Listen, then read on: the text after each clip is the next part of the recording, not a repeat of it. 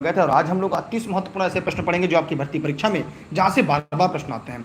Copy कलम लेकर बैठिए क्योंकि आज की क्लास आपके लिए काफी महत्वपूर्ण होने वाली है, क्योंकि रेस के घोड़े हमेशा रेस में अच्छे लगते हैं, खेत में नहीं। और इस वीडियो में केवल वो प्रश्न ही नहीं पढ़ेंगे जो परीक्षा में बार बार पूछे जाते हैं, बल्कि हम उन प्रश्नों को भी पढ़ेंगे जो जहां से आपकी परीक्षा में बार बार प्रश्न आते हैं। उसके अलावा हम ये प्रयास करेंगे आपको विस्तृत व्याख्या करते हुए आपको प्रश्न की सीरीज को आगे की तरफ भी लेते चले। लेकिन इसके लिए आप लोग कॉपी कलम लेकर इस वीडियो के अंत तक बने रहिएगा। और ये परीक्षा के लिए एकदम महत्वपूर्ण सीरीज है। अगर आप सरकारी नौकरी करने के लिए पढ़े तो इस वीडियो के अंत तक कॉपी कलम लेकर बने रहिएगा। तो पहला क्वेश्चन आपके डिस्प्ले पर दिख रहा होगा, जिसका नाम है विश्व में सबसे अधिक भारू धातु कौन सी है। तो जल्दी जल्दी कमेंट सेक्शन में जाइए और कमेंट करके बताइए जल्दी से कि जो विश्व में सबसे भारी धातु है वो कौन सी है। जल्दी जल्दी जवाब दीजिएगा सभी साथी, जितने लोग भी इस वीडियो को लाइव देख रहे हैं फटाफट कमेंट करिएगा, जल्दी जल्दी फटाफट कमेंट करिएगा और देखिए प्रश्न का सभी साथी जवाब दीजिएगा। बताइए जल्दी जल्दी सभी लोग फटाफट कमेंट करके, चाहे जहां भी देख रहे हैं, चाहे से आप फेसबुक पे देख रहे हैं, चाहे से यूट्यूब पर देख रहे हैं, जहां भी देख रहे हैं ना, फटाक से जाइए और जवाब दीजिए जल्दी से, एकदम तुरंत तुरंत जवाब दीजिएगा सभी साथी। चलिए आइए यहाँ पे इस प्रश्न का उत्तर हम लोग ध्यान से देखते हैं और पढ़ने का पूरा प्रयास करते हैं कि यहाँ से उत्तर कैसे आप लोग को देना है या इसका जवाब आप कैसे देंगे। बताइए जल्दी से, कमेंट सेक्शन में जाइए और जवाब दीजिएगा सभी साथी जल्दी जल्दी। देखिए यूरेनियम, इरिडियम, ओस्मियम, प्लेटिनियम क्या होगा? जल्दी से कमेंट सेक्शन में जाइए, जवाब दीजिएगा सभी साथी फटाफट। देखिए आप लोगों ने एकदम सही जवाब दिया। यहाँ पे इस प्रश्न का सही उत्तर जो होगा वो ओस्मियम होगा। क्या होगा? ओस्मियम इस प्रश्न का सही जवाब है। ठीक है, अगर आप लोगों ने इस प्रश्न का उत्तर ओस्मियम बताया है, इसका मतलब आप सभी के जवाब पूरी तरह से क्या है? सही है। ठीक है, किसी के मन में कोई सवाल कोई प्रश्न तो नहीं है ना? देखिए ये विश्व का सबसे भारी धातु है, इसका क्या है? ये OS है, इसे ओशियम कहते हैं। और लिथियम सबसे हल्का धातु, लिथियम की बात करें तो सबसे हल्का है। सबसे अगर हल्का पूछ दिया जाए आपके परीक्षा में कि सबसे हल्का क्या है, तो उसका नाम क्या होगा? उसका नाम आपका लिथियम होगा। क्या है? लिथियम। ये क्या है? ये आपका सबसे हल्का है। तो उम्मीद करते हैं यहाँ तक आप लोग को समझ में आ चुका होगा। यहाँ तक आपके मन में जो सवाल होगा, जो प्रश्न होगा, वो भी क्लियर हो चुका होगा। ठीक है, चलिए चलते हैं एक और अगले प्रश्न की तरफ। चाहे आपको परीक्षा में ताकि दिक्कत ना होने पाए, क्योंकि हम जानते हैं कि रेस के जो घोड़े होते हैं वो हमेशा रेस में अच्छे लगते हैं, खेत में नहीं। तो आप सब तो ऐसे ही रेस के घोड़े हैं। ठीक है, तो जल्दी से बताइए इसमें से कुछ चीज़ें और हैं। अगर हम प्लेटिनियम के बारे में बात करें आपसे, तो जो प्लेटिनियम है ये एक भारी रेडियो सक्रिय तत्व है। इसका उपयोग क्या करते हैं? परमाणु बम बनाने में किया जाता है। कहाँ बनाने में किया जाता है? इसका प्रयोग परमाणु बम बनाने के लिए किया जाता है। ठीक है, तो उम्मीद करते हैं यहाँ तक आप लोग को समझ में आ चुका होगा। अब किसी के मन में कोई प्रश्न कोई सवाल तो नहीं होगा ना? ठीक है, चलिए आगे चलते हैं। अगला है आपके सामने कि BSNL के ब्रांड एम्बेसडर के रूप में किसे नियुक्त किया गया? फटाफट सभी लोग कमेंट करके बताइए कि जो BSNL का ब्रांड एम्बेसडर है किसे नियुक्त किया गया। सभी साथी फटाफट कमेंट करेंगे और दिए गए प्रश्न का जवाब देंगे सभी साथी। जल्दी जल्दी कमेंट करिएगा। प्रश्न नंबर 2 आपके सामने और आप शायद इस वीडियो को देख भी पा रहे होंगे, तो जल्दी से जवाब दीजिए सभी साथी। और वीडियो को जल्दी जल्दी सभी साथी मित्रों को शेयर करिए, चाहे अभी से जहां भी देख रहे हैं, चाहे अभी से व्हाट्सएप पे, चाहे जहां भी देख रहे हैं, कमेंट जरूर करिएगा सभी साथी फटाफट कमेंट करिए। जितने लोग वीडियो को लाइव देख रहे हैं जल्दी जल्दी फटाफट कमेंट करिएगा, जितने लोग देख रहे हैं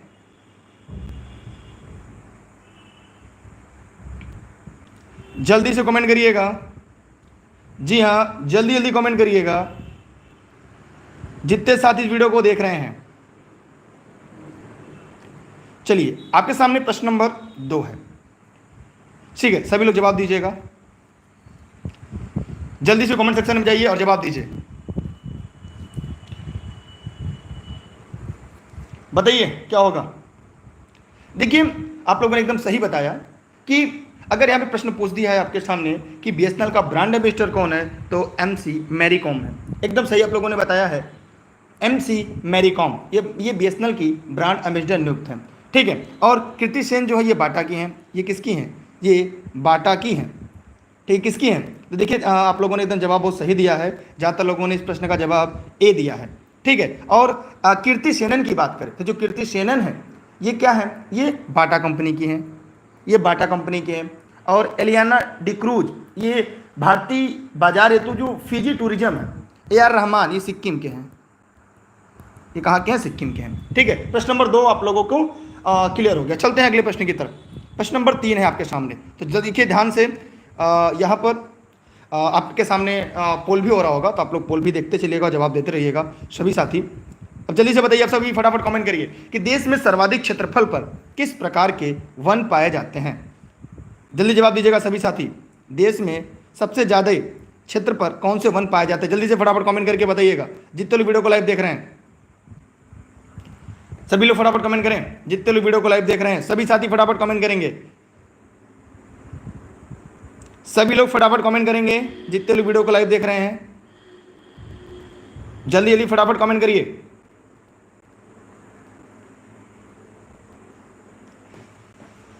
देखिए आपके सामने पोल भी आ गया होगा, जहां पे आप ये देख सकते हैं कि इस प्रश्न का उत्तर आपको क्या दिया है, क्या देना है।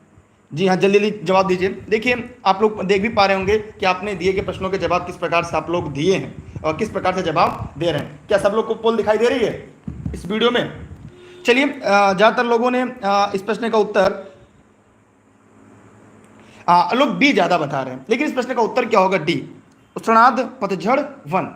इसकी परसेंटेज कम थी काफ़ी मात्रा में। यहाँ पे ध्यान देना होगा, देश की सर्वाधिक क्षेत्रफल पर उष्णार्ध पतझड़ वन पाए जाते हैं। इन वनों में साल, सागौन, शीशम, ठीक है, क्या क्या पाए जाते हैं? साल है, सागौन है, शीशम है, चंदन है, आम, साखू, बड़हेर, आंवला भी पाए जाते हैं। ठीक है, और इसका विस्तार असम से कश्मीर तक पाया जाता है। ठीक है, चलिए हम आगे चलते हैं अगले प्रश्न की तरफ। आप लोगों को शायद पोल दिख रहा होगा, आप लोग भी वोटिंग करिएगा और आप लोग रिफ्रेश कर लीजिए वीडियो को, बहुत ही मजेदार होगा। वीडियो को क्वालिटी भी आप बढ़ा सकते हैं। चलते हैं मैं कहूँ अगले प्रश्न की तरफ। ठीक है, अगला प्रश्न आपके सामने है, शायद आप लोग को दिख रहा होगा कि यहाँ पर है कि एक्स किरणों की खोज किसने की थी। तो जल्दी से कमेंट सेक्शन में जाइए और दिए गए प्रश्न का सभी लोग जवाब दीजिएगा। एक्स किरणों का खोज किसने किया था? फटाफट।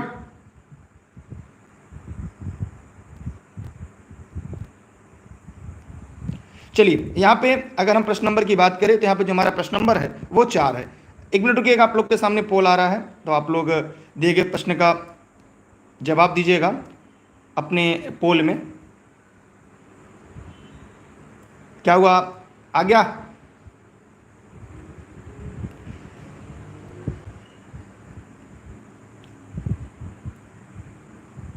ठीक है, तो बताइए जल्दी से फटाफट प्रश्न का जवाब क्या होगा?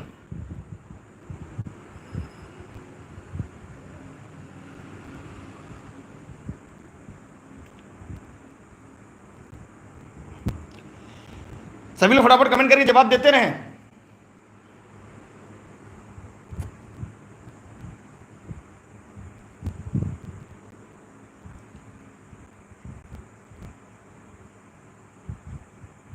चलिए यहाँ पे ध्यान देखते हैं। एक्स किरणों की खोज रोडजन ने किया था। किसने किया था?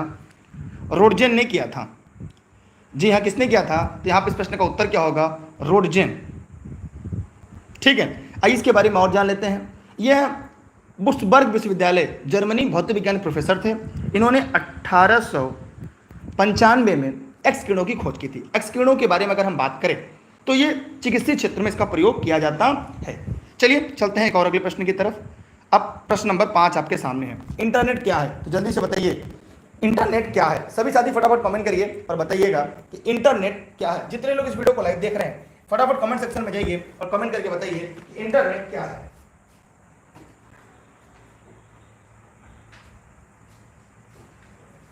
जल्दी से आप लोग फटाफट कमेंट करिए और बताइए कि यहां पर दिए गए प्रश्न में इंटरनेट क्या है।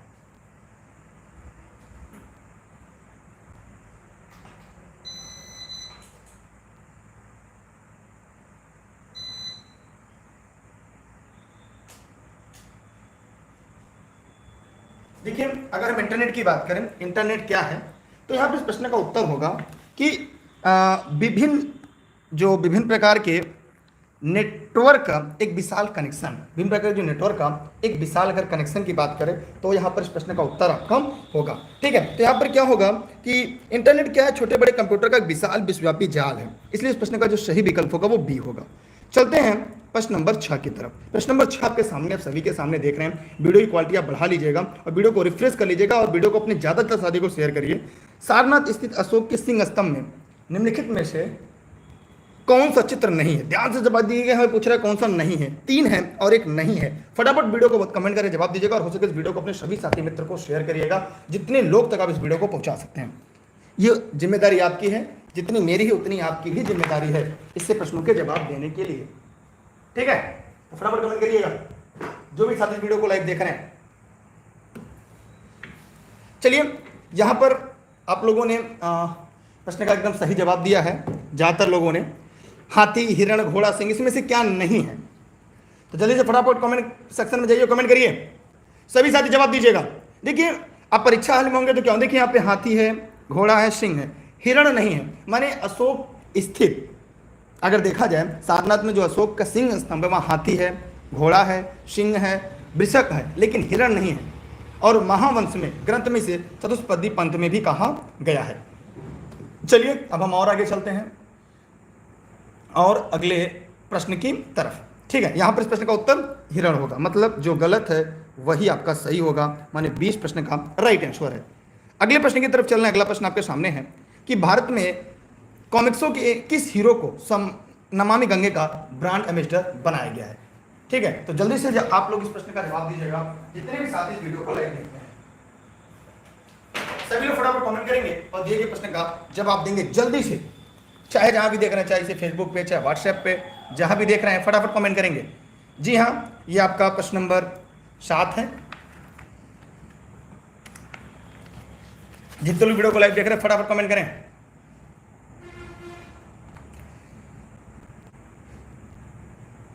जितने लोग वीडियो को लाइव देख रहे हैं फटाफट कमेंट करके जवाब देंगे। आपके सामने पोल भी होगा। चलिए जल्दी से कमेंट करिए आप लोग, आपके सामने पोल है, पोल पे भी जवाब दीजिएगा। दिखाई दे रहा है? देखिए, एकदम सही आप लोगों ने बताया है, ज्यादातर लोगों ने। जी हाँ, अगर यहाँ पे प्रश्न है कि भारत के कॉमिक्सों के नमामि गंगे का ब्रांड एम्बेसडर किसे बनाया गया, तो जी हाँ, इस प्रश्न का उत्तर जो होगा वो है आपका चाचा चौधरी। इस प्रश्न का उत्तर क्या होगा? चाचा चौधरी, अर्थात इस प्रश्न का बी राइट आंसर होगा। ठीक है, क्या होगा इस प्रश्न का उत्तर? बी राइट आंसर होगा। ठीक है, क्या होगा? 20 प्रश्न का सही जवाब है। चलते हैं हम एक और अगले प्रश्न की तरफ। अगला प्रश्न आपके सामने, शायद आपको दिख रहा होगा, पंडित रविशंकर की बात किया जाए यहाँ पे, जी हाँ, किस वाद्य यंत्र से संबंधित है? आपके सामने पोल आ चुका होगा।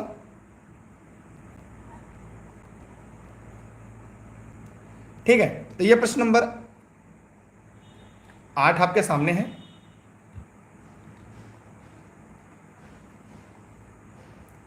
ये रहा आपके सामने पोल। अब आपको जवाब देना है कितने लोगों ने इस प्रश्न का सही जवाब दिया है। पंडित रविशंकर किस वाद्य यंत्र से संबंधित है? देखिए, आप लोग जवाब दीजिएगा पोल में भी जाकर। जी हाँ, ये लाइव सेशन चल रही है लेनी दुर्गेश पर, आप लोग इसे लाइव देख पा रहे हैं। देखिए, ज्यादातर लोग इसका जवाब ए, बी, सी भी दे रहे हैं। डी ने अभी तक किसी ने जवाब नहीं दिया है। पोल में जवाब देते रहिएगा।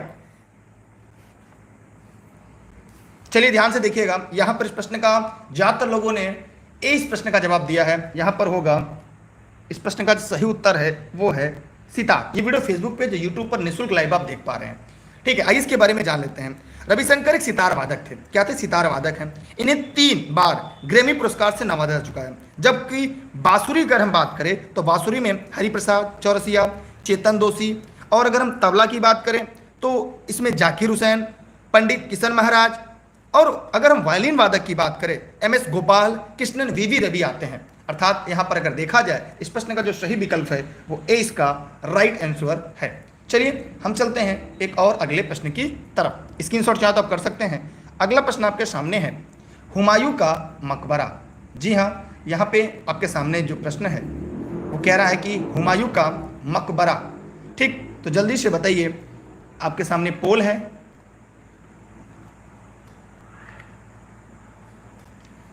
पोल आपके सामने आ चुका है, पोल में जवाब दीजिएगा सभी लोग।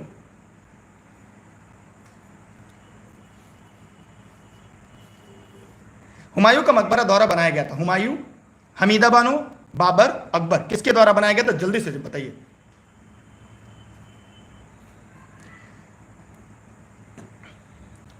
देखिए, ज़्यादातर लोग के हिसाब से जो जवाब दिया जा रहा है, यार वीडियो को शेयर करिए, लोगों तक पहुंचाइए। यहाँ पे आप आज की क्लास में आप स्वयं जुड़े हुए हैं, आपकी एक्टिविटी साफ आपको दिखाई दे रही है। ई लर्निंग में दुर्गेश के साथ आप लोग जुड़े हुए हैं।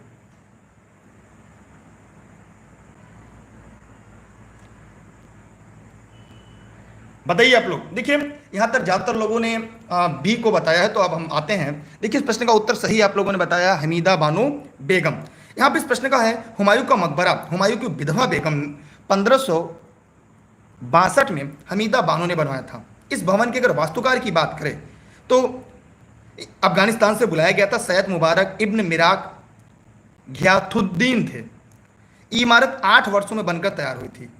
ठीक है, अगर हम पूछें कि बाबर का मकबरा, तो बाबर का मकबरा पहले बाबर को पहले आगरा में दफनाया गया था। 9 वर्ष के बाद हुमायूं ने उनकी अंतिम इच्छा अनुसार काबुल में दफनाया। अगर हम अकबर की बात करें तो अकबर का जो मकबरा था ये सिकंदरा में है।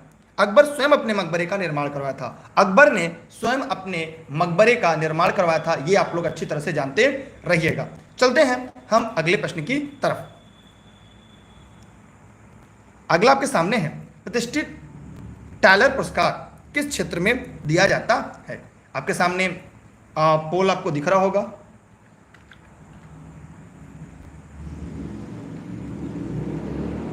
ठीक है,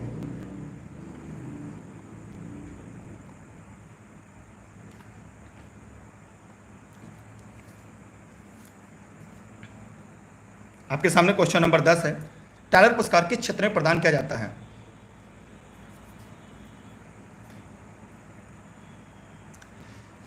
जी हाँ, आप लोग के सामने है, अपना जवाब दे सकते हैं। आपके पास आपका बटन है, अपने मोबाइल के कीवर्ड पे जाइए और वोटिंग करके बताइए। ये लाइव क्लास चल रही है, ऐतिहासिक क्लास है, जहाँ पे स्वयं आप अपने विकल्प का चयन कर पा रहे हैं। आपके पास 15 सेकंड इस सवाल का जवाब देने के लिए। 15 सेकंड में ज़्यादातर लोगों ने ए, बी और डी बताया है, सी भी कुछ लोगों ने बताया है। आइए जानते हैं। देखिए, यहाँ पे प्रतिष्ठित अगर टैलर पुरस्कार की बात किया जाए तो यह पर्यावरण सुरक्षा से है और पास्किट क्षेत्र में प्रदान किया जाता है। ठीक है, इसलिए यहाँ पर आप लोगों ने, डी वालों ने एकदम सही जवाब बताया है। वीडियो की क्वालिटी बढ़ा लीजिएगा, वीडियो पूरी तरह से आपको एचडी में चलता हुआ दिखाई देगा। चलिए चलते हैं अगले प्रश्न की तरफ। अगला प्रश्न आपके सामने है, गोदान उपन्यास के लेखक कौन है। जी हाँ, आपके सामने प्रश्न है कि गोदान के लेखक कौन हैं।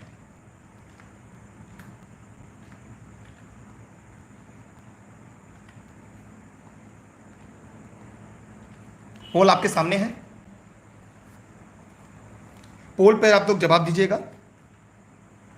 देखिए, यहां गोदान, यहाँ पे देखिए चारों के बारे में अगर आप बता सकते हैं, क्योंकि अगर आप नोट्स लिख रहे होंगे तो मैं चाहूँगा कि आपके सामने एक बड़ी सी नोट्स भी बन जाए। सतरचंद चट्टोपाध्याय, मुंशी प्रेमचंद, महादेवी वर्मा, रामधारी सिंह दिनकर।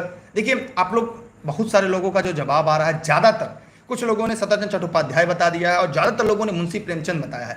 सी और डी का विकल्प अभी तक किसी ने चयन नहीं किया है। खासकर पोल में जाकर वोटिंग करना चाहिए। जी हाँ, यहाँ पर देखिएगा आप लोग को जो सही जवाब है, जी हाँ, पोल में जाइए और दिए गए प्रश्न का जवाब दीजिएगा। यहाँ पे जी हाँ, मुंशी प्रेमचंद्र इस प्रश्न का सही जवाब है, मुंशी प्रेमचंद्र। और अगर सतरचंद चट्टोपाध्याय की बात की जाए तो इनके जो सुप्रसिद्ध उपन्यासकार थे वो थे बैकुंठर बिल, पंडित मुसाय। महादेवी वर्मा की कुछ प्रमुख रचना थी। अगर महादेवी वर्मा की रचना देखा जाए तो क्या था, हिंदी कवित्री, अतीत के चलचित्र, गिल्लू, दीपशिखा। और रामधारी सिंह दिनकर की बात करें तो इनका था रेणुका, हुकार, रेती की फूल थे। ठीक है, अब हम चलते हैं अगले प्रश्न की तरफ। अगला प्रश्न ध्यान से आप लोग पढ़ लीजिएगा। प्रश्न को पढ़ने के बाद आप लोग दिए गए प्रश्न का जवाब दीजिएगा, जितने लोग वीडियो को लाइव देख रहे हैं। ठीक है, ये ई लर्निंग विद दुर्गेश की एक बड़ी प्रस्तुति है, जहां पे निःशुल्क क्लास आप घर बैठे पढ़ सकते हैं। अब आप पोल में जाकर जवाब दे सकते हैं। उड़ीसा सरकार, हरियाणा सरकार, मध्य प्रदेश, छत्तीसगढ़ सरकार। क्या आप लोग को पोल दिखाई दे रहा है पूरा?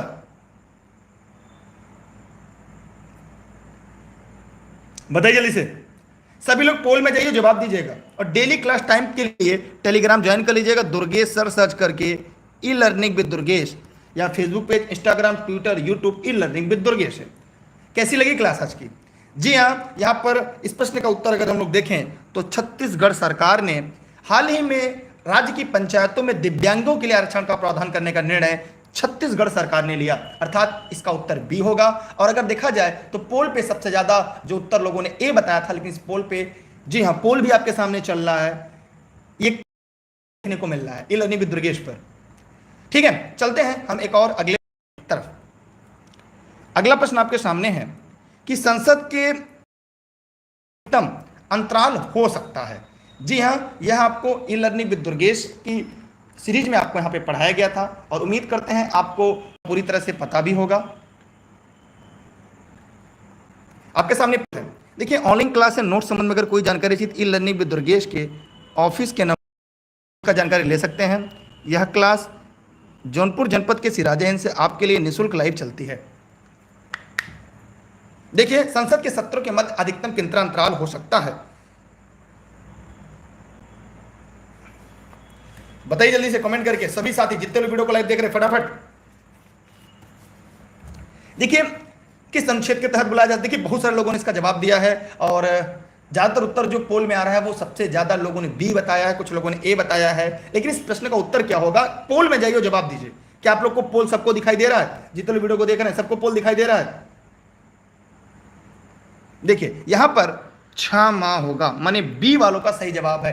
देखिए, इस प्रश्न का उत्तर, राष्ट्रपति कम से कम 2 बार लोकसभा का अधिवेशन आहूत करेगा और एक से अंतिम बैठक के बीच में 6 महीने से अधिक का अंतराल नहीं होना चाहिए। यह भारतीय संविधान के किस अनुच्छेद में है, कमेंट सेक्शन में जाइए और कमेंट करके जवाब जरूर दीजिएगा। एक लोग ने बताया है अनुच्छेद 123, तो अनुच्छेद 123 जो है यह अध्यादेश जारी किया जाता है। इसे क्या होता है? अध्यादेश जारी किया जाता है। ठीक है, चलिए चलते हैं एक और अगले प्रश्न की तरफ। आप लोग सभी लोग वीडियो को फटाफट शेयर करिए, अपने सभी साथियों को बताइए कि class e learning with Durgesh पर सभी की चालू हो चुकी है।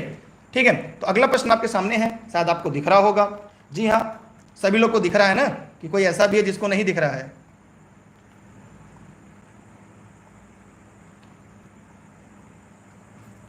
पोल आपके सामने है, कह रहा है कि केंद्र की ओर से भारत में मुद्रा नोट जारी करने का अधिकार किसके पास है?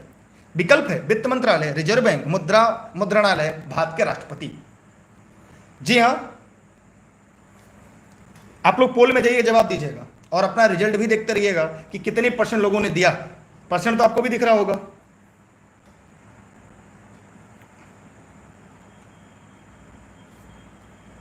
आप लोगों को दिख रहा है ना कि भाई कहां तक आप लोगों ने जवाब दिया है? जी हां, आप लोगों ने एकदम सही बताया है, भारतीय रिजर्व बैंक। देखिए, आरबीआई का है मुद्रा जारी करने का, जो मुद्रा नोट जारी करने का अधिकार आरबीआई के पास होता है। आरबीआई भारतीय रिजर्व बैंक ऑफ इंडिया के पास होता है। ठीक है,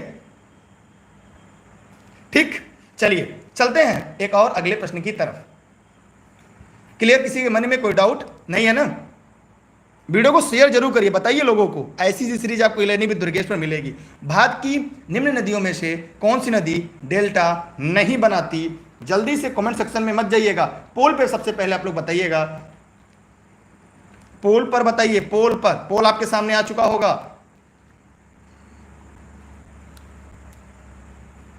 सभी लोग पोल पे जाइए, जवाब दीजिए। सबके सामने पोल आ रहा होगा। यहां पे डेल्टा नहीं बनाती, एक सामने प्रश्न है कि डेल्टा नहीं बनाती। 3 बनाती हैं, एक डेल्टा नहीं बनाती। तो आपको बताना कौन सा नहीं बनाती।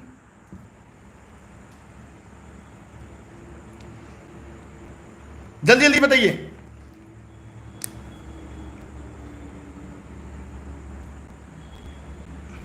बताइए सभी लोग, पोल पर सभी लोग वोट करिए, पोल पे वोट करिए। देखिए, यहां पर इस प्रश्न का उत्तर पोल पे अगर देखा जाए सबसे ज्यादा आप लोग को दिख रहा होगा। जी हां, ताप्ती नदी। देखिए, गंगा बनाती है, गोदावरी बनाती है। एक बात याद रखिएगा, बंगाल की खाड़ी में जो नदी गिरती है, बंगाल की खाड़ी में जितनी भी नदियां गिरती हैं वे सभी डेल्टा का निर्माण करती हैं। लेकिन अरब सागर में गिरने वाली नदियां डेल्टा का निर्माण नहीं करती। आप लोग को शायद पूरी तरह से स्पष्ट हो गया होगा, समझ में आ गया होगा। ठीक है, रट लीजिएगा। और गंगा गोदावरी डेल्टा का निर्माण करती हैं। ताप्ती नदी सतपुड़ा और अजंता पर्वतों के बीच भ्रंश घाटी से होकर प्रवाहित होती है। ठीक है, अब हम लोग बढ़ते हैं एक अगले प्रश्न की तरफ। तो क्या आप लोग तैयार हैं? जी हाँ, क्योंकि पोल भी आप लोग को देखना है और पोल पे भी आप लोग को जवाब देते रहना होगा। ठीक है, चलिए अगला सवाल आपके सामने आ गया कि भारत का सबसे लंबा राष्ट्रीय राजमार्ग कौन सा है? पोल पे जवाब दीजिएगा, वोट सब पोल पे करिए। भारत का सबसे लंबा राष्ट्रीय राजमार्ग कौन सा है?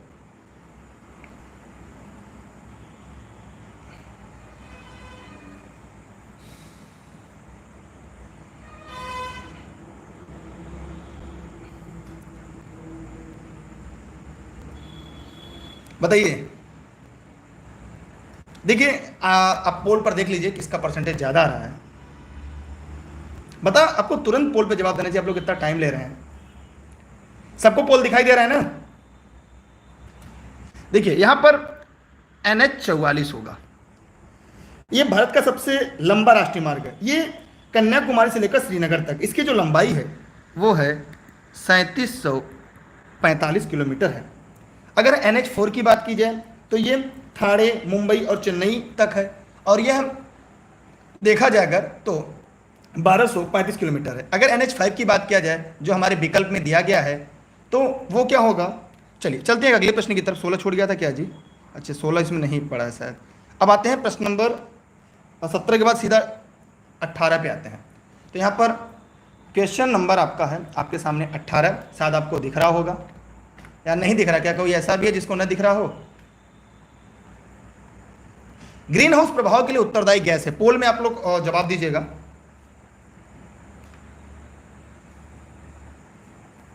Oxygen, ozone, nitrogen, carbon dioxide. Poll वाला सिस्टम कैसा लग रहा है आप लोग को?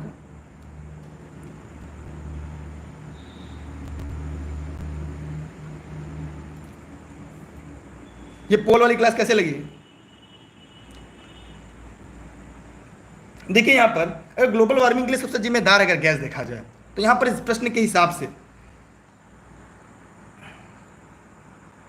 देखिए कार्बन डाइऑक्साइड, इसमें अगर सारी गैस में दिया जाए तो कार्बन डाइऑक्साइड सबसे ज्यादा है।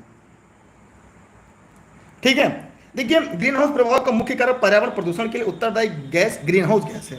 Green house gas CO2, chlorofluorocarbon, methane, nitrous oxide, ozone आता है। लेकिन सबसे ज्यादा अगर जिम्मेदार देखा जाए तो ये वायुमंडल में सबसे ज्यादा जो गैस है वो नाइट्रोजन है। ये है लगभग 78.08%। वहीं ऑक्सीजन देखा जाए तो 20.95%, मतलब लगभग 21, और ये लगभग 78% है। जहां से आपकी परीक्षा में बार बार प्रश्न आते हैं। ठीक है, यहां से किसी के मन में कोई सवाल नहीं है ना? यार वीडियो को शेयर करिए, लोगों तक पहुंचाइए। ये वीडियो फेसबुक पेज पर, यूट्यूब पर, दोनों पर आप निःशुल्क लाइव देख रहे हैं। ठीक है, चलिए अगले प्रश्न की तरफ चलते हैं। अगला प्रश्न आपके सामने है कि निम्न में नाबार्ड का मुख्यालय कहां पर है? जरा कमेंट सेक्शन में जाइए और जवाब दीजिएगा कि नाबार्ड का मुख्यालय कहां पर है।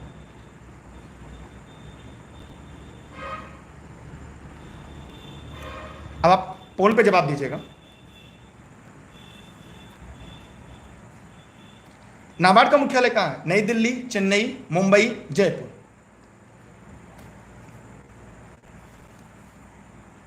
वीडियो को शेयर करिए।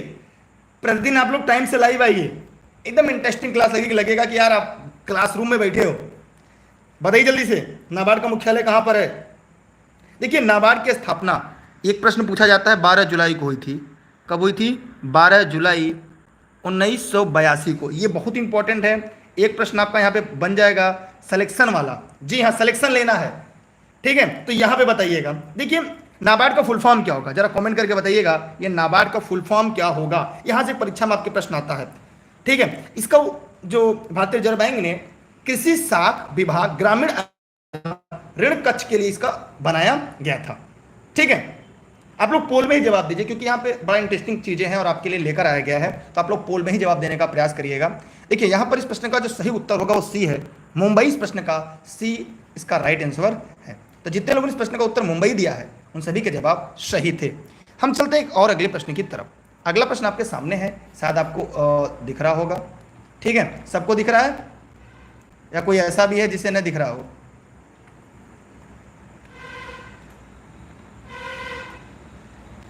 पोल पे जवाब दीजिएगा। अंतर्राष्ट्रीय न्यायालय का मुख्यालय है।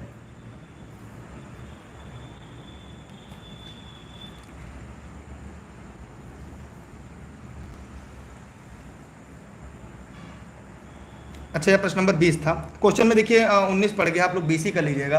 यहाँ पोल में जो नंबरिंग पड़ा है वो आप उसको कर लीजिएगा 20, 19 पड़ गया है, 20 है।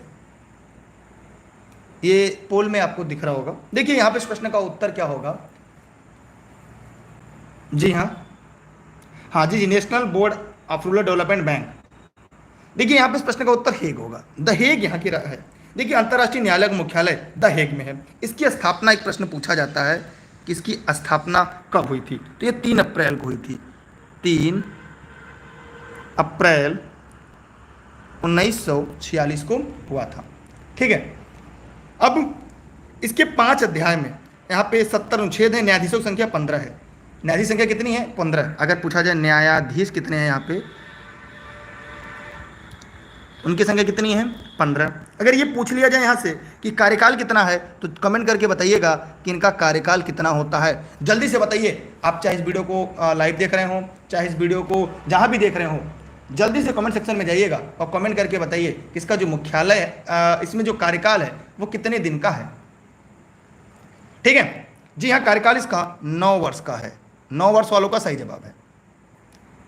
अगला आपके सामने है, प्रधानमंत्री ग्रामोदय योजना का लक्ष्य क्या है? पोल आपके सामने है, जल्दी जवाब दीजिएगा सभी लोग। प्रश्न नंबर 21। जितने लोग वीडियो को लाइव देख रहे हैं जल्दी से कमेंट सेक्शन में जाइएगा और कमेंट करके बताइए।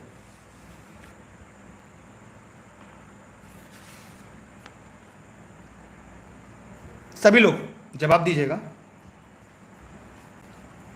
पोल पर ही जवाब दीजिएगा, पोल पर वोट करिए। 15 सेकंड आपके पास सवाल का जवाब देने के लिए। 15 सेकंड बाद ये पोल खत्म हो जाएगा। 15 सेकंड में देखना सबसे सटीक जवाब कौन दे रहा है। देखिए यहां पर जी हाँ, सबसे कम जिन्होंने दिया है, देखिए प्रधानमंत्री ग्रामीण आवश्यकताओं के लिए प्राथमिक शिक्षा, स्वास्थ्य, पेयजल, जी नहीं। ग्रामीण क्षेत्र में रोजगार आसन, जी नहीं। ग्रामीण क्षेत्र में रोजगार, जी नहीं। इसका उत्तर क्या होगा? सड़कों के पुनर्निर्माण। यहां पे क्या होगा? सड़कों के पुनर्निर्माण। मतलब इस प्रश्न का अगर सही उत्तर देखा जाए तो क्या होगा? डी इसका राइट आंसर होगा। जी हाँ, डी इस प्रश्न का सही होगा। मतलब जितने साथी मित्रों ने इस प्रश्न का उत्तर डी बताया था उन सबके जवाब पूरी तरह से सही थे। बाकी लोगों के जवाब जो उन्होंने दिया था वो गलत थे। लेकिन आइंदा से ऐसी गलती मत करिएगा। जो भी गलती करनी है यहाँ पे कर लीजिएगा। ठीक है। अगर क्लास बेहतर लग रहा हो ये नया सिस्टम, तो वीडियो को शेयर जरूर करिएगा और ज़्यादा से ज़्यादा लोग पोल पर वोटिंग करिए। अगला सवाल है, केंद्र सरकार ने किसानों को राहत देने के लिए 6,000 रुपये सालाना सहायता देने के तौर पर ऐलान किया कि सरकार ने बजट का प्रावधान किया था। तो ये प्रश्न का जवाब दीजिएगा, कितने करोड़ रुपए का? 1,49,981, 9,93,847 करोड़। बताइए इसका जवाब क्या होगा। सभी लोग पोल पर जवाब दीजिए। पोल पर आपके सामने आ गया होगा।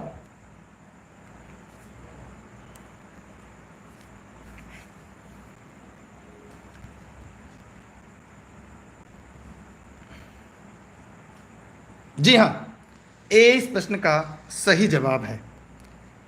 ठीक है। यहां पे ध्यान देने योग्य बात है, यह शिक्षा के लिए था। ठीक। और 61,393 रुपया ये स्वास्थ्य के लिए था और ये पर्यावरण के लिए था। तीनों का बजट जो था वो हमने आपको यहाँ पे लिखा दे दिया। आप लोग प्रयास करिए कि इसका जो जवाब है ज़्यादा ज़्यादा आप लोग पोल में देने का प्रयास किया करिए, क्योंकि इससे क्या होगा कि जो नई चीज़ें हम आपके लिए लेकर आए हैं उससे आपको जो समस्या है वो भी हो जाएगी और एक चीज़ नई चीज़ें हैं यह आपको भी क्लियर हो जाएगी। अगला है आपके सामने प्रश्न नंबर 23। तो आपके सामने पोल होगा कि संतोष ट्रॉफी का संबंध निम्नलिखित में से किस खेल से है। तो जल्दी से पोल में जाइएगा और जवाब दीजिएगा।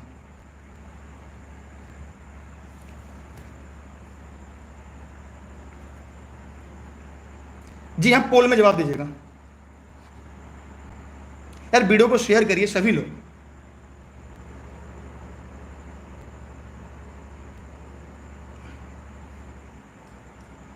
देखिए ये ई लर्निंग विद दुर्गेश सबसे बड़ी प्रस्तुति आपके लिए है कि आप पूरी तरह से लगेगा परीक्षा हाल में बैठे हैं और आप अपनी एक्टिविटी परीक्षा हाल में कर रहे हैं। जी हाँ, जल्दी जल्दी वीडियो को शेयर भी करिए। अच्छा, पोल में कितना आया है जी? पोल देखिए 23 है। देखिए यहाँ पे ध्यान देना है आप लोग को। इस प्रश्न का उत्तर आपके पास पोल का 15 सेकंड होता है, उसके बाद पोल अपने आप हट जाएगा। यहाँ पर इस प्रश्न का उत्तर क्या होगा? सी। मतलब यहाँ पर इस प्रश्न का जो सही उत्तर क्या होगा वो होगा सी। माने संतोष ट्रॉफी का संबंध फुटबॉल से, चाहे फीफा विश्व कप हो, डूरंड कप हो, डीसी कप हो, यूरो कप, रोवर्स कप, ये सब संतोष ट्रॉफी, ये सब का संबंध फुटबॉल से है। ठीक है, चलते हैं अगले प्रश्न की तरफ। प्रश्न नंबर आपके सामने 24 बहुत ही आसान है। अंतर्राष्ट्रीय योग दिवस मनाया जाता है, इसका जवाब आप लोग को पोल में ही देना है और हम चाहेंगे कि आप लोग इसका भी जवाब पोल में दें, इसलिए इंतजार करें। कुछ सेकंड लगता है पोल, 15 सेकंड में आपको जवाब पोल में देना है। जी हाँ, जिसको पोल नहीं आ रहा रिफ्रेश करें।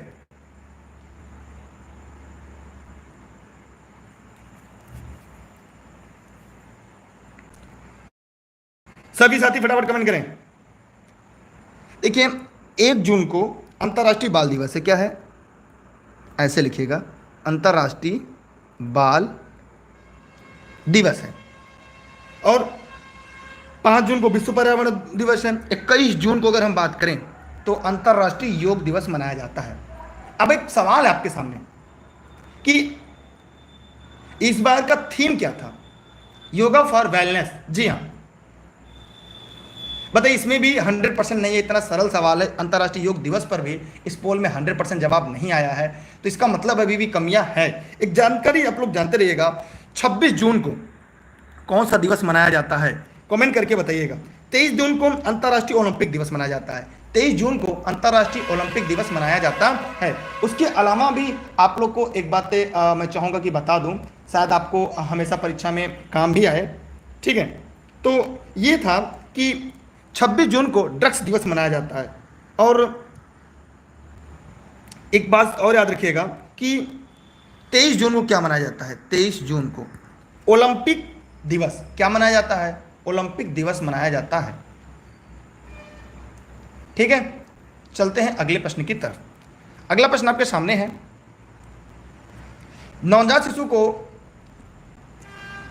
प्राथमिकतया गाय का दूध दिया जाता है क्योंकि यह का समृद्ध होता है? Vitamin D, vitamin B12, vitamin B1, vitamin सी।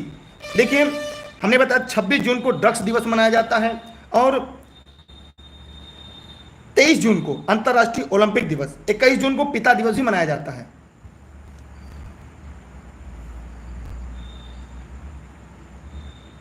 सभी लोग पोल में जवाब दीजिएगा।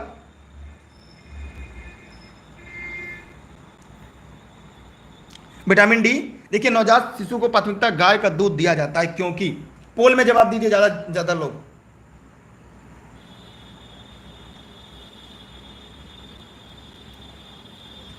चलिए यहां पे देखते हैं इस प्रश्न का सही उत्तर आपके सामने क्या होगा। जितने लोग वीडियो को लाइव देख रहे हैं, पोल अब हट जाएगा। 15 सेकंड है आपके पास पोल में जवाब देने के लिए, उसके बाद पोल ऑटोमेटिक हट जाता है।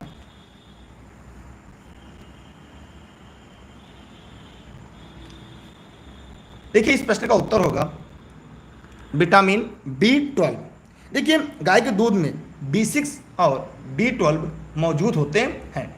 उसके साथ साथ आप लोग को पता होना चाहिए कि जिसके चलते हृदय स्वास्थ्य के लिए लाभदायक होता है। नवजात शिशु को प्राथमिकता गाय का दूध दिया जाता है। गाय के दूध में कार्बोहाइड्रेट, लैक्टोज की मात्रा 4% और वसा की मात्रा जो होती है वो आपके लगभग 4.5% होती है। चलिए चलते हैं अगले प्रश्न की तरफ। प्रश्न नंबर 26, रॉकेट किस सिद्धांत पर काम करता है? पोल में आप लोग जवाब दीजिएगा कि रॉकेट किस सिद्धांत पर काम करता है।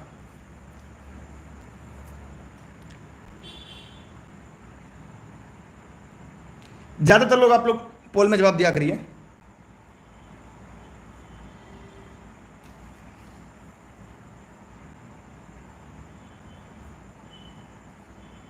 यार वीडियो को शेयर करिए। E learning with online class और सब कुछ मिलेगा। मेरी निःशुल्क क्लास होती है देसी राष्ट्र में। 15 सेकंड है, 5 सेकंड और बचे हैं, इसके बाद पोल खत्म हो जाएगा। फिर हम लोग आगे बढ़ेंगे अगले प्रश्न की तरफ, क्योंकि पोल खत्म होता रहेगा, हम आगे बढ़ते रहेंगे। बताइए पोल में इतनी कम संख्या आप लोगों की, देखिए यहाँ पे ध्यान देना होगा कि जो रॉकेट है ये संवेग के संरक्षण पर काम करता है। माने रॉकेट के ऊपर जाने का जो सिद्धांत होता है वे संवेग संरक्षण पर आधारित होते हैं। क्लियर? और रॉकेट में गैसें अत्यधिक वेग से पीछे की ओर निकलती हैं। जो गैसें होती हैं अत्यधिक तेजी से किधर निकलती हैं? पीछे की तरफ निकलती हैं। और यहाँ पर हम देखेंगे रॉकेट के ऊपर उठने के लिए आवश्यक संवेग प्रदान करती है। संवेग का संरक्षण न्यूटन के दूसरे और तीसरे नियम के संयोजन का परिणाम होता है। इस नियम के अनुसार एक या एक से अधिक वस्तुओं के निकाय पर अगर कोई बाहरी बल नहीं लग रहा हो, उस निकाय का कुल संवेग नियत रहता है, मतलब संरक्षित रहता है। इस कथन को संवेग संरक्षण का नियम भी कहते हैं, जहां से आपकी परीक्षा में सवाल सीधे सीधे पूछे जाते हैं। ठीक है, चलिए चलते हैं अगले प्रश्न की तरफ। यार वीडियो को शेयर करिए, टाइम से आप लोग लाइव आ जाया करिए। अगला प्रश्न आपके सामने है, गांधी जी की मृत्यु पर किसने कहा था हमारे जीवन से रोशनी चली गई है? पोल में आप लोग जवाब दीजिएगा।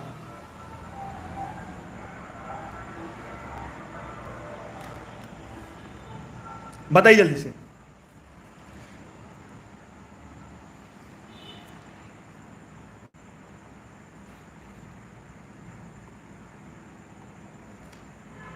सभी लोग पोल में जवाब दीजिएगा। हाँ पोल में अच्छा लग रहा है ना, दीजिए पोल में जवाब।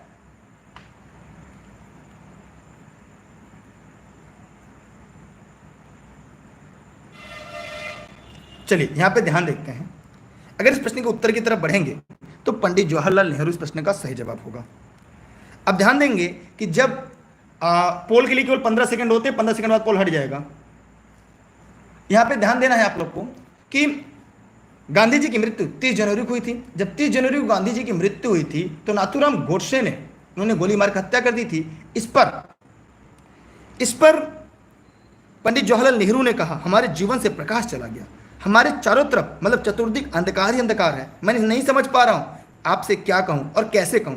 राष्ट्रपिता जिन्हें बापू कहते थे अब हमारे बीच नहीं रहे।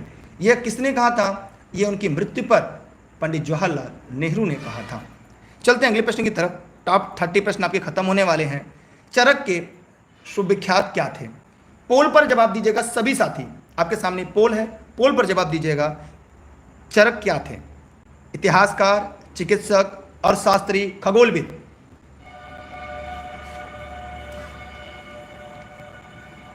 जल्दी जवाब दीजिएगा। हाँ सारी क्लासेज मिलेंगी, परेशान न होइए, सब क्लास मिलेगा। इसे पोल के माध्यम से ये क्लासेज आपको मिलती रहेंगी। ऐसा लग रहा होगा परीक्षा हाल में बैठे हैं। देखिए चरक चिकित्सक थे। आप किसी इतिहासकार का नाम बताइए, किसी अर्थशास्त्री का नाम बताइए, किसी खगोलविद का नाम बताइए। ये राजवैद्य थे। किसके? कुषाण राजवंश के। किसके? कुषाण राजवंश के। देखा जाए कुषाण राज्य के क्या थे? ये कुषाण राज्य के राजवैद्य थे। ठीक है, 15 सेकंड होता है आपके लिए, पोल आपके सामने रहता है, पोल होता है 15 सेकंड बाद समाप्त हो जाएगा। यहां पर ध्यान देना योग्य है आप लोग के लिए कि इनकी ग्रंथ चरक संहिता थी। इस ग्रंथ में सोना, चांदी, लोहा, पारा, भस्म के उपयोग का वर्णन लिखा गया था। ठीक, चलिए अब हम चलते हैं आज के आखिरी प्रश्न की तरफ। उसके साथ जो आज की सीरीज है वो समाप्त हो जाएगी। सीरीज कैसी लगी आप इसका जवाब भी कमेंट सेक्शन में जरूर दीजिएगा। ठीक है, चलते हैं। सूचना का अधिकार कब लाएगा? ये वीडियो फेसबुक पेज, यूट्यूब पर निःशुल्क लाइव आप देख पा रहे हैं। अब इसका भी जवाब यहाँ पर दीजिएगा। और ऑनलाइन क्लास या नोट्स संबंध में अगर कोई जानकारी चाहिए तो इस नंबर पर आप व्हाट्सएप करके जानकारी ले सकते हैं। ये सभी क्लास आपके लिए ई-लर्निंग विद दुर्गेश के एज ए गेस्ट के रूप में मैं निःशुल्क आप सभी के लिए उपलब्ध करा हूँ जौनपुर जनपद के सिराजे हिंद से। अन्य सभी क्लास घर बैठे नोट्स प्राप्त करने के लिए इनका उपयोग कर सकते हैं। जी हाँ, टेलीग्राम पर सभी लोग ज्वाइन कर लीजिएगा, दुर्गेश सर सर्च करके e learning with Durgesh. Facebook page, Instagram, Twitter, YouTube e learning with Durgesh है। बहुत ही इंपॉर्टेंट था। 15 सेकंड आपके सामने पोल है, 15 सेकंड के बाद पोल हट जाएगा। डेली क्लास की लिंक आपको टेलीग्राम पर मिलती रहेगी। आइए इस प्रश्न का उत्तर पहले हम लोग जानते हैं। देखिए पोल पर लगभग आप लोगों ने बराबर उत्तर दिया है। सभी ने, कोई ए बताया, कोई बी, कोई सी। ए बी सी ही ज्यादा। जी हाँ, ये पोल वाली क्लास आपको डेली मिलेगी। जहां खुद आपको ऐसा लगेगा परीक्षा हाल में बैठे हैं, लेकिन लाइव ही पोल दिखेगा। चलिए यहाँ पे ध्यान देना है इस प्रश्न का जो सही विकल्प है। अब पोल के हिसाब से अगर हम देखें तो 12 अक्टूबर 2005, जी हाँ 12 अक्टूबर 2005 यहाँ पर इस प्रश्न का सही जवाब है। पोल समाप्त होगा क्योंकि यहाँ पे ध्यान देना होगा कि सर्वोच्च न्यायालय ने ईश्वर आयल बनाम हेल्थ उत्कर्ष समितिवाद में अनुच्छेद 21 के अंतर्गत सूचना के अधिकार को सम्मिलित किया। इस दिशा में सरकार 2005 में सूचना का अधिकार अधिनियम पारित करती है। ये एक कानूनी अधिकार है। ये क्या है? एक कानूनी अधिकार है। प्रश्न आता है कि सूचना का अधिकार कौन सा अधिकार है? तो यह एक प्रकार का कानूनी अधिकार है। ठीक है,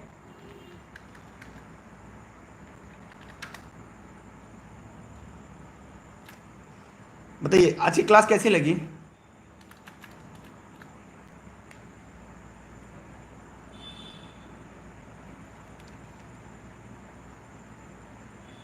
बताइए क्लास कैसी लगी, कमेंट सेक्शन में बताइएगा। आज की क्लास यहाँ पे खत्म होती, फिर मिलते अगली क्लास में। तब तक के लिए बहुत बहुत धन्यवाद। टेलीग्राम पर जुड़े रहेगा, Instagram, Twitter, YouTube, e learning with Durgesh है फेसबुक पेज। और ये क्लास कैसी लगी, डेली क्लास के टाइम पे एकदम समय से आइएगा, यहाँ पर आपको पोल मिलता रहेगा। ठीक है, ठीक है, आप लोग बताइए समझ में आया?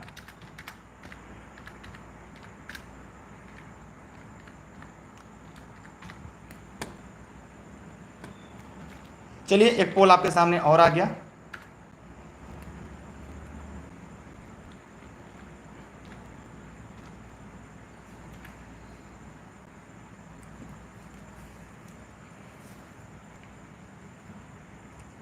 नहीं, पोल का रिजल्ट आपको बस नहीं मिल पाएगा, जो मिला वो मैंने आपको बता दिया। बहुत बहुत धन्यवाद। वीडियो को शेयर करिएगा।